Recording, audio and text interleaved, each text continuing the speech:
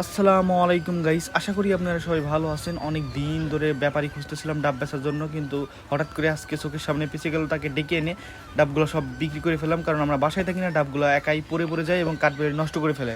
উনি বললো গাছগুলোকে যত্ন নিতে হবে, গাছগুলোকে জুড়তে হবে, কিন্তু আমরা তো বাসায় থাকি না। সব নাইকেলগুলো মানে ডাবগুলো কাঠবিড়ালি কেটে কেটে নষ্ট করে।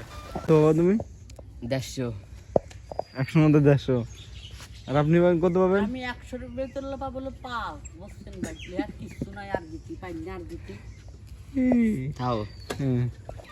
আকাশে মেঘ জমেছিল, একটু আগে বৃষ্টি পড়েছে, আবার বৃষ্টি হওয়ার সম্ভাবনা রয়েছে। দেখতে পাচ্ছেন যে এলাকাটা পুরো শুনশান এবং ফাঁকা রয়েছে। আমাদের এলাকায় ঘনবসতি নাই, একদম ফাঁকা। যার যার জায়গা এবং যার যার জমি অনুযায়ী তারা সব গাছগুলা ফসলগুলো চাষাবাদ করে থাকে। আলহামদুলিল্লাহ আমাদের গ্রামটা অনেক ভালো এবং সবাই সুখে শান্তি থাকে। কোনো মারামারি কিলিকিলি বাঁধে না আমাদের মধ্যে। যে নাইকেল কিনতেছিল সে আমাদের বললো, তোমাদের পুকুর পাড়ের জায়গাটা আলহামদুলিল্লাহ অনেক ভালো, তো তোমাদের জন্য একটা সুব্যবস্থা আছে।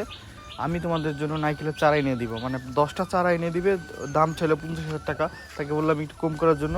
উনি বলছে ঠিক আছে। আমার নাম বললে 1,000 টাকা কম নিতে পারে। তাকে জিজ্ঞাসা করলাম চারার দাম এত কেন? সে বললো এই চারাগুলো বাইরের দেশ থেকে আনা হয়েছে, তার জন্য একটু দাম বেশি। তাকে বললাম ঠিক আছে ভাই, আমাদের কাছে যে ডাব হয় এখান থেকে আমরা বেসন নিবো, আর চারা কিনতে হবে না। না ফাটে না, পানি পড়ছে।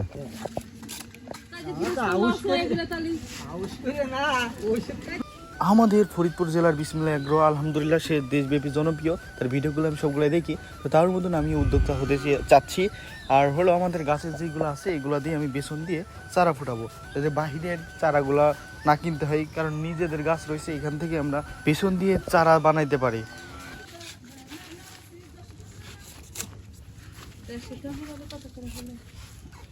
ও জুরা কত কইছে? আরে 2টা 200 টাকা। তুই আবার কি দিছিস? এটা নাই ফেলে না না